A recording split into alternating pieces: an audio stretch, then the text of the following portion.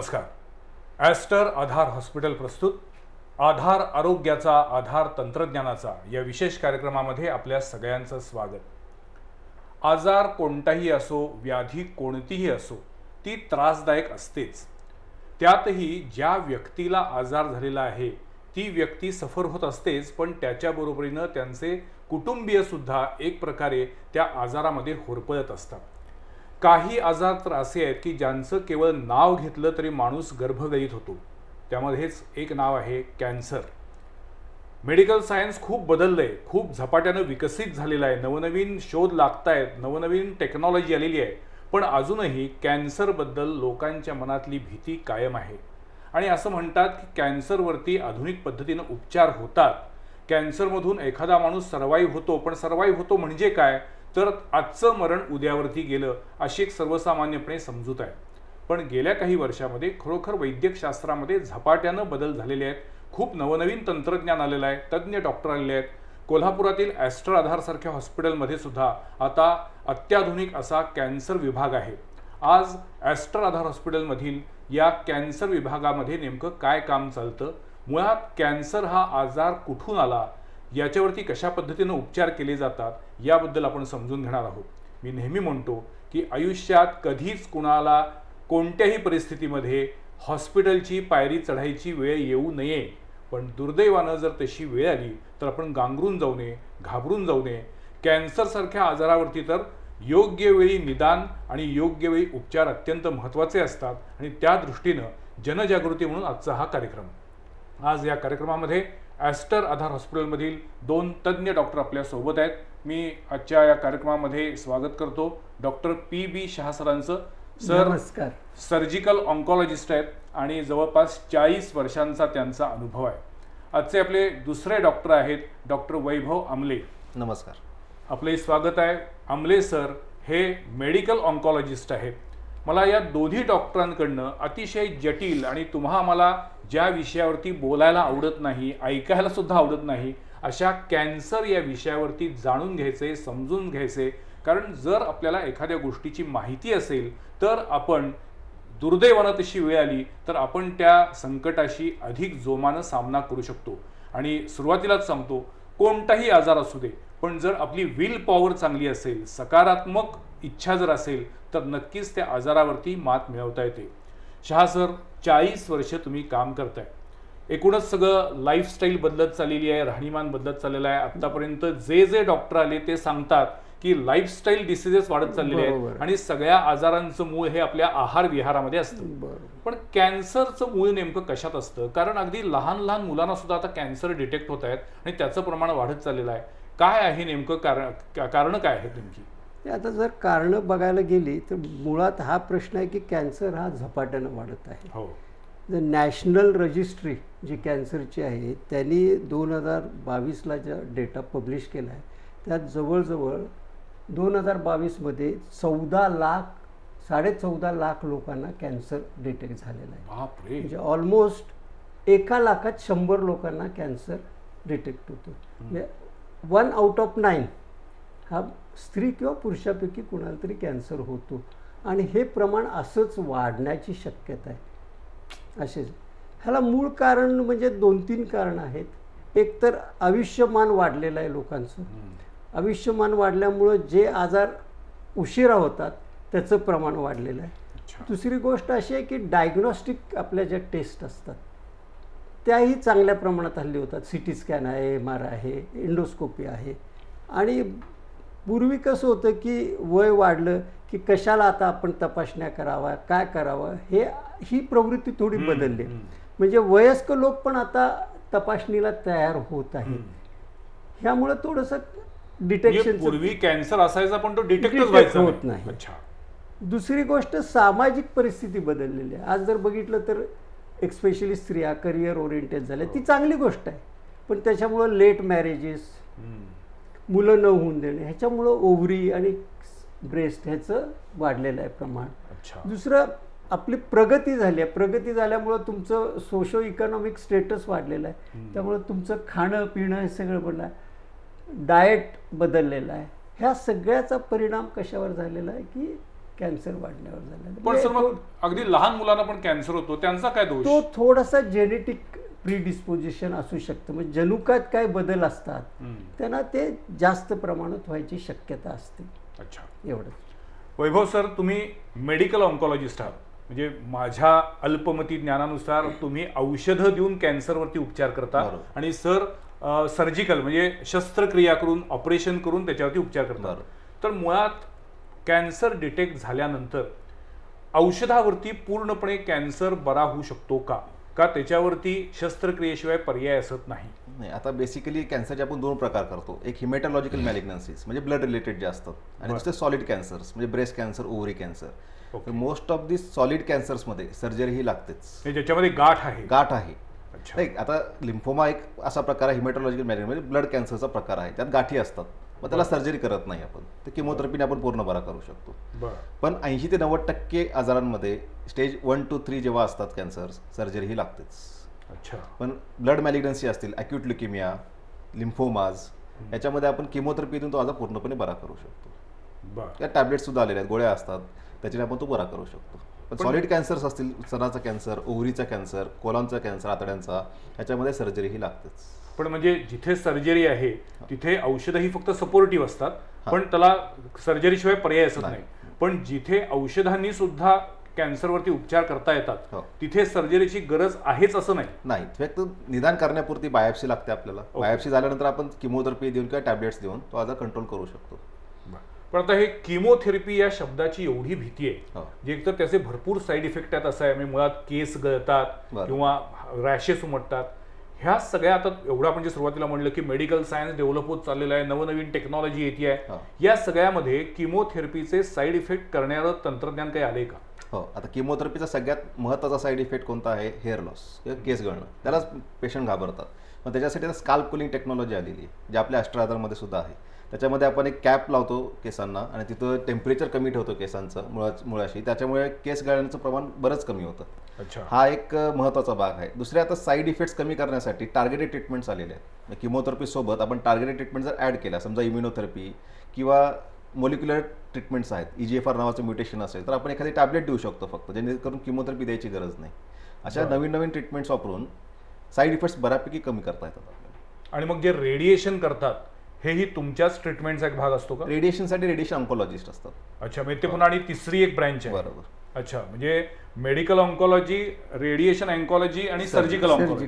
पण तुम्ही जेव्हा ऑपरेशन करता तेव्हा ऑपरेशन झाल्यानंतर त्या ज्या काही कॅन्सरच्या गाठी आहेत त्या काढल्यानंतर पुन्हा अशी गाठ उद्भवणार नाही याची खात्री किती % देता येऊ शकते? कसं आहे की तो कुठल्या स्टेजचा कॅन्सर आहे. जेव्हा आपण सर्जरी करतो तर सर्जरीचे 2 प्रकार असतात.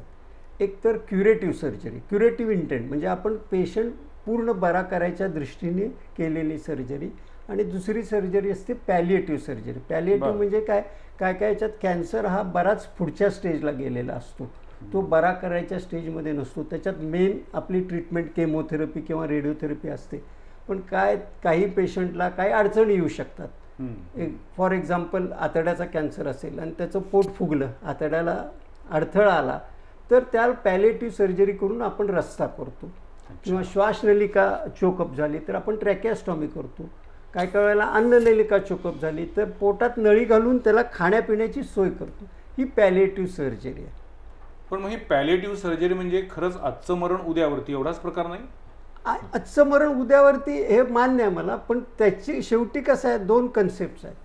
आपण जेव्हा पेशंट बरा करू शकत नाही एखादा, तर निदान त्या पेशंटची क्वालिटी ऑफ लाईफ कशी वाढवता येईल हे आपण बघितलं पाहिजे. ते सगळ्यात महत्त्वाचं. शेवटी काय, लाईफ क्वालिटीला महत्त्व आहे. ट्रीटमेंट तुम्ही काहीही देऊ शकता, रेडिएशन आहे, केमो देऊ आहे, पण त्याच्यानं त्याची क्वालिटी किती सुधारणार आहे हे पण महत्त्वाचं आहे. काय भीषण आहे सगळं. पण मग मला सांगा, जेव्हा अशा शस्त्रक्रिया तुम्ही करता त्याच्यानंतर त्या रुग्णाच्या आयुष्यावरती काय बदल होतात किंवा त्यानं त्याच्या लाईफस्टाईलमध्ये काय बदल करणं अपेक्षित असतं? आता कसं आहे, सर्जरी झाल्यानंतर पहिल्यांदा सगळ्यात महत्त्वाचा मुद्दा कसा असतो, कॅन्सर झाला की माणूस, आता मगाशी तुम्ही सांगितल्याप्रमाणे गर्भगळीतच होतो. सो सायकोलॉजिकल ती फॅमिली किंवा तो माणूस हे दबले जातात. तर सुरुवातीला म्हटलं तसं कॅन्सरचं निदान झाल्यानंतर केवळ तो माणूस नाही तर त्याचं संपूर्ण कुटुंब हतबल होतं. अगदी बरोबर. मग डिप्रेशन थोडंसं आपण जे म्हणतो तर डिप्रेशन येतं. दुसरी गोष्ट आहे की काय सर्जिकल झाल्यानंतर काय अवयव आपण काढले हे काढले तर त्याचाही मानसिक एक धक्का असतो. नंतर केमोथेरपी रेडिएशन ह्याचे थोडेसे साईड इफेक्ट्स असतात. तर ह्या लोकांना कसं आहे की ह्या लोकांना बऱ्याच वेळेला कार्डियक इश्यू, डायबिटीस किंवा लंग्सचे फुफ्फुसाचे प्रॉब्लेम्स येऊ शकतात. तर त्यासाठी हे प्रॉब्लेम्स कमी राहावेत आणि पुढं त्रास कमी व्हावा तर ह्याच्यासाठी त्यांनी हेल्दी लाईफ ठेवणं महत्त्वाचं आहे. हेल्दी लाईफ म्हणजे नियमित व्यायाम असावा. डिप्रेशनसाठी तुम्ही योगा करू शकताय, हेल्दी डाएट घ्या. ह्या सगळ्या गोष्टी केल्या तर आयुष्य सुखकर होतं. आणि असंही सिद्ध झालं आहे की तुम्ही जर लाईफस्टाईल पॉझिटिव्ह ठेवली, हे ठेवली, चांगलं खाणं ठेवलं तर कॅन्सर परत व्हायची शक्यता थोडी कमी राहते. अच्छा, काय झालंय आजकाल आयुष्य सुखकर असावं लागतंच, पण आता असंही म्हणतात की मृत्यू अधिक सुखकर आला पाहिजे. हे दुर्दैव आहे पण हे आता वास्तव आहे. बरोबर आहे सर. आता ज्या पद्धतीनं सरांनी सांगितलं की ऑपरेशन नंतर काय केलं पाहिजे किंवा मुळात आयुष्यामध्ये कसे सकारात्मक बदल केले पाहिजेत, मी तुमच्याकडनं जसं आता किमोथेरपी बद्दल जाणून घेतलं तसा मी एक शब्द ऐकलाय तो म्हणजे इम्युनोथेरपी. बरोबर. इम्युनोथेरपी म्हणजे नेमकं काय आणि ती कधी वापरतात? इम्युनोथेरपी बेसिकली इंजेक्शनचा प्रकार आहे किंवा ते मॉडिफाय करते आपली इम्युन सिस्टीम. म्हणजे आपली रोगप्रतिकारक क्षमता जी असते क्षमता ती मॉडिफाय करते. काय होतं कॅन्सर जेव्हा होतो आपली प्रतिकार शक्ती जी असते ती कमी होते. त्याच्यामुळे आपल्या ज्या पेशी असतात प्रतिकार करणाऱ्या टी सेल्स म्हणतो आपण, त्या दबल्या जातात. त्यामुळे त्या कॅन्सरच्या पेशींना मारत नाही. त्यामुळे कॅन्सरची वाढ अनकंट्रोल्ड होते. ह्या इंजेक्शन्सनी काय होतं त्या टी सेल्स ज्या असतात सप्रेस झालेल्या असतात त्यांना आपण ऍक्टिव्हेट करतो जेणेकरून त्या कॅन्सर सेल्सना मारतात. थोडक्यात मेकॅनिझम आहे त्याचा. तर याच्यामध्ये इंजेक्शन्सच असतात ते आपण सलाईनमध्ये टाकून देतो दर 21 दिवसाला किंवा 14 दिवसाला अशा. आणि ते आपण किमोथेरपी सोबतही देऊ शकतो की फक्त सिंगल एजंट इम्युनोथेरपी म्हणजे फक्त इम्युनोथेरपी इंजेक्शन्सही देऊ शकतो. त्याचे रिझल्ट्स खूप चांगले आहेत. पण अनफॉर्च्युनेटली सगळ्या कॅन्सर्समध्ये त्याचा बेनिफिट होत नाही आहे. स्पेसिफिकली किडनी कॅन्सर त्याच्यात खूप एक्सलंट रिझल्ट्स आहेत इम्युनोथेरपीचे. लंग कॅन्सरमध्ये आहेत. आता हळूहळू सगळ्याच आतड्याचा कॅन्सर असू दे, स्तनाचा कॅन्सर याच्यामध्ये पण त्याचे फायदे दिसून येतात रिसर्चनुसार. पण हळूहळू त्याचा यूज वाढेल. पण इम्युनोथेरपी बेसिकली इंजेक्शन्स आहेत. सगळ्या पेशंट्सचा फायदा होत नाही पण आपण जर प्रॉपर पेशंट सिलेक्शन केलं तर त्याचा फायदा खूप चांगला होतो. पण ते प्रॉपर पेशंट सिलेक्शन करायचं कसं? त्याच्यासाठी क्रायटेरिया आहेत. एक तर आपला आजार कोणता आहे, जसं सांगितलं किडनीचा कॅन्सर असेल त्याच्यामध्ये आता सर्रास इम्युनोथेरपी वापरली जाते. त्याच्यानंतर आता आतड्याचा कॅन्सर असेल तर आपण एक टेस्ट करतो MMR नावाची टिश्यूवर. MMR डेफिशियंट असा जर रिपोर्ट आला इम्युनोथेरपी फायदा खूप चांगला होतो. ऑलमोस्ट किमोथेरपीपेक्षा डबल रिस्पॉन्स येतात त्याच्यामध्ये. पण मग किमोथेरपीचा उपयोग होत नाहीये म्हणून इम्युनोथेरपी करायची की डायरेक्ट इम्युनोथेरपी करून किमोथेरपी आपण बायपास करू शकतो? डायरेक्ट इम्युनोथेरपी देऊ शकतो आपण त्या केसेसमध्ये आणि किमोथेरपी रिझल्ट ठेवू शकतो जेव्हा लागेल तेव्हा नंतर. पण मला मुळात सांगा की आपल्याला एरवी दैनंदिन आयुष्यामध्ये ताप, सर्दी, खोकला हे नॉर्मल आजार आहेत की ते वर्षातनं एकदा तरी होऊन जातात, त्याची लक्षणं माहीत असतात, डोकं दुखायला लागतं, अंगदुखी होती. कॅन्सरची लक्षणं काय? कारण मुळात कॅन्सर इतक्या वेगवेगळ्या प्रकारचे आहेत, प्रत्येक अवयवाला कॅन्सर होऊ शकतो. अशा वेळी ती लक्षणं ओळखायची कशी? आणि पुन्हा सर म्हणले तसं आपण जर पॉझिटिव्ह थिंकिंग करायचं असेल तर कोण कशाला मनात आणेल की मला माझं हे सगळी लक्षणं आहेत ही कॅन्सरची आहेत म्हणून? त्यापेक्षा म्हणणार जाऊ दे काय नाही, मी एकदम ठणठणीत आहे कारण मला पॉझिटिव्ह राहायचंय. मग त्यामुळे सुद्धा कॅन्सरच्या लक्षणांकडे दुर्लक्ष होऊ शकतो. त्यामुळे अशी कोणती स्पेसिफिक लक्षणं आहेत का की ती लक्षणं आल्यानंतर थोडंसं सावध व्हायला पाहिजे? हो, तर नक्की. आता कसं आहे, तोंडाचा जर कर्करोग असेल तर त्याच्यामध्ये जी लक्षणे दिसतात त्या ऑब्व्हियस असतात. कारण आपल्याला गाठ दिसते कुठेतरी गळ्यामध्ये किंवा तोंडामध्ये अल्सर दिसतो. एखादा अल्सर किंवा जखम झाली असेल तोंडामध्ये आणि ती कमीच होत नाही, 2 आठवडे 3 आठवडे झाली तर इमिजिएट तपासणी करणं गरजेचं आहे. त्याला आपण दुर्लक्ष करून नाही चालणार. मग अशा केसेस पॉझिटिव्ह राहा पण डॉक्टरांच्या सल्ल्याने.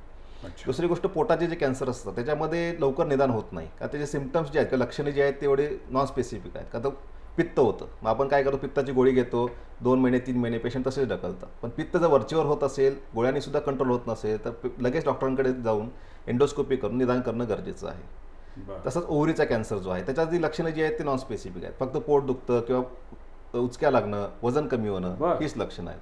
उचकी लागणं हे लक्षण आहे? हो. अशा याच्यात स्वतः डॉक्टर न बनता डॉक्टरचा सल्ला घेणं महत्त्वाचं आहे. एक सिंपल तपासणी जरी केली, सोनोग्राफी जरी केली, छोट्या छोट्या गाठी दिसतात तर आपण परत पुढच्या तपासण्या करून कन्फर्म करू शकतो. पण सर, सगळ्यांच्या मनातला प्रश्न विचारतो, काय होतंय आजकाल हॉस्पिटलमध्ये जायचं म्हणजे अंगावर काटा येतो. एकतर तिथले उपचार व्याधी निघेल का ही भीती असतेच, पण हॉस्पिटलचं बिल. सो मला खरं सांगा की समजा एखाद्या पेशंटनं अशा पद्धतीनं तपासणी करून घेतली आणि जर त्याला कॅन्सरची लक्षणं नसतील तर तसं त्याला खरोखर सांगितलं जातं का की तुला काहीही प्रॉब्लेम नाहीये म्हणून? 100%. आणि असं प्रमाण किती आहे? तपासणी झाल्यानंतर कॅन्सर नाही, यू आर फ्री असं सांगण्याचं प्रमाण किती आहे?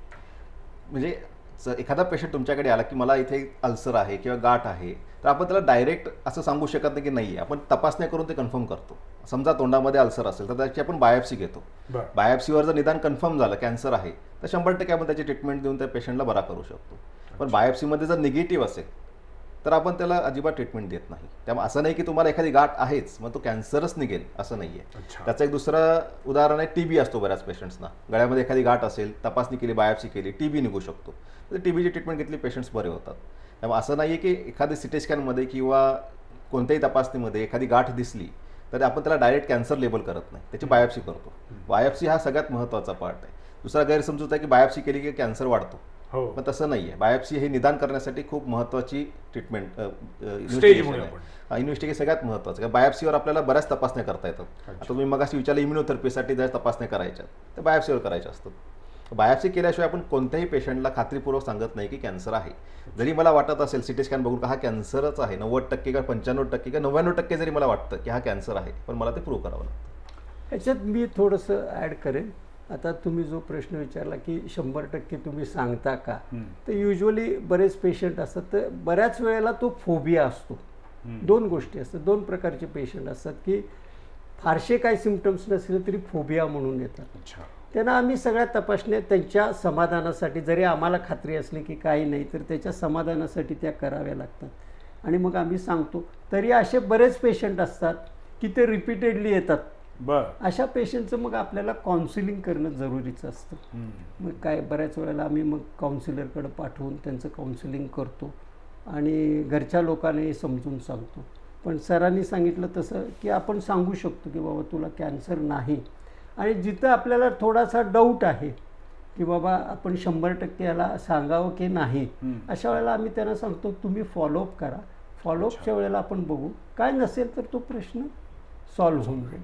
पण सर काय आहे की औषधं घेऊन एखाद्या उपचारावरती लढा देणं हे थोडंसं मान्य असतं, पण ऑपरेशन म्हटलं की भीती वाढते. आता जेव्हा कॅन्सरचं ऑपरेशन आहे तेव्हा तर अजूनच त्याच्यातली भीती वाढलेली असते. ऑपरेशनच्या दरम्यान काही असे स्टेजेस असतात का जिथे धोका जास्ती असतो? नाही, आता कुठलीही सर्जरी म्हटली म्हणजे इवन तुम्ही साधी जरी सर्जरी केली, कुठली बायोप्सी घ्या किंवा ॲब्सेस ड्रेन घ्या, प्रत्येक सर्जरीत धोका हा असतो.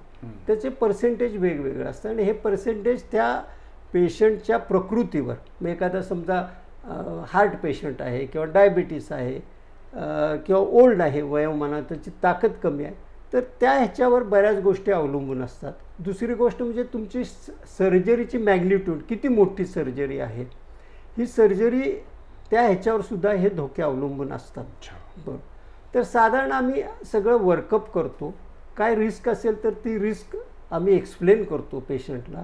खूपदा असं असतं की रिस्क खूप आहे आणि बेनिफिट त्या मानानं कमी असू शकतो, तर तसं आम्ही स्पष्ट पेशंटना सांगतो आणि मग आम्ही एकमेकांच्या संमतीने निर्णय घेतो की ही रिस्क घ्यायची की नाही, का आपण पॅलिएटिव्ह ट्रीटमेंट द्यायची, असं त्याचं सर्वसाधारण हे असतं. पण रिस्क धोके हे असतात. ते धोके तुमचे हार्टच्या संबंधित असतील, फुफ्फुसं असतील, एखादी गुठळी होईल, रक्तस्राव होणे, जखमा बऱ्या न होणे, अशा अनेक हे रुटीन कॉम्प्लिकेशन्स आहेत.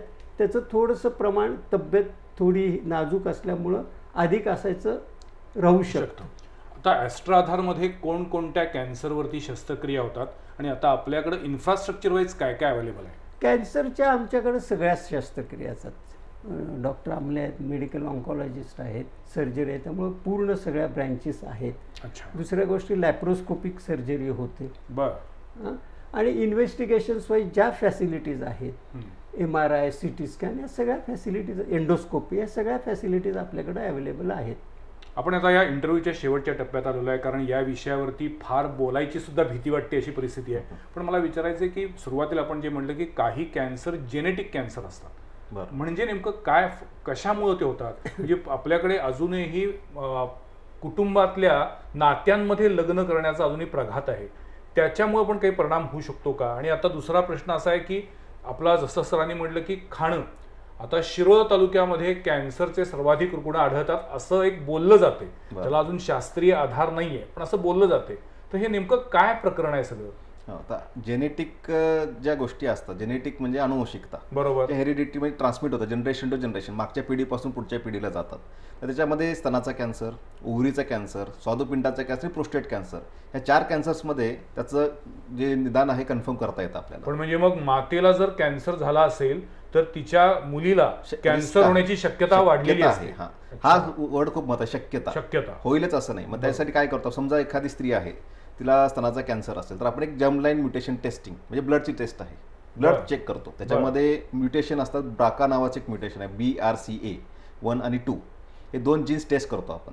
हे जर्मलाईन म्युटेशन. जर्मलाईन म्हणजे काय, जी पिढ्यानपिढ्या ट्रान्समिट होतात. म्हणजे स्त्रीला म्हणजे आईला असेल तर त्याच्या पुढच्या जनरेशनला असण्याचा चान्स तो 50% असतोच. समजा ब्राका म्युटेशन एखाद्या स्त्रीला असेल तर त्याच्या मुलाला किंवा मुलीला तो जीन ट्रान्समिट व्हायची शक्यता 50% आहे. समजा मला एखादं जीन असेल, ब्राका म्युटेशन टेस्टिंग पॉझिटिव्ह आली माझी, तर मला कॅन्सर व्हायची शक्यता थोडी वाढते, 70 ते 80% वाढू शकते स्तनाचा कॅन्सर व्हायची, किंवा ओव्हरीचा कॅन्सर शक्यता 40% वाढते.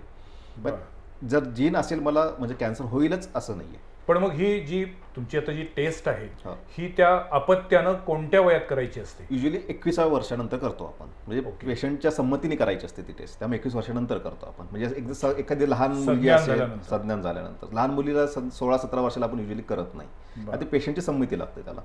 आणि शेवटी कॉन्फिडेन्शियल रिपोर्ट आहे तो, पर्सनल रिपोर्ट आहे, त्यामुळे ते 21 वर्षानंतर करतो आपण. समजा जरी पॉझिटिव्ह असेल, कॅन्सर होण्याची शक्यता युजली 25 ते 30 नंतर वाढते, वयाच्या 25 ते 30 वर्षानंतर.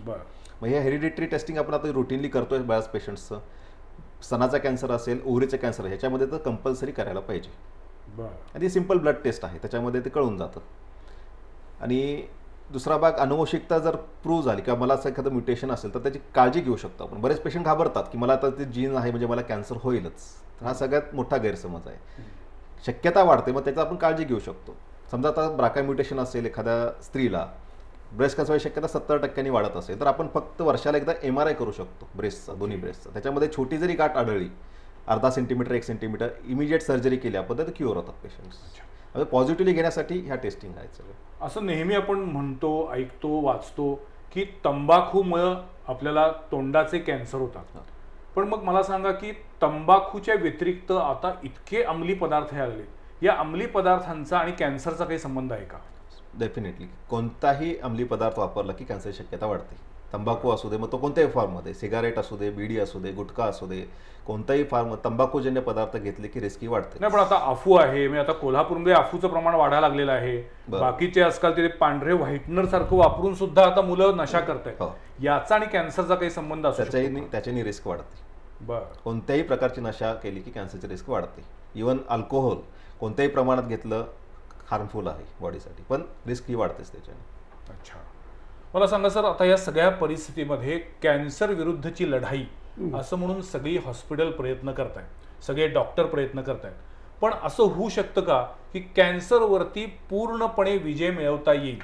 आता सध्या काय झालंय की डॉक्टर आमलेनी सांगितलं की हे तुम्ही टार्गेटेड थेरपी, मोलेक्युलर थेरपी किंवा जेनेटिक स्टडी, तर आता सायन्स एवढं प्रगत व्हायला लागलेलं आहे.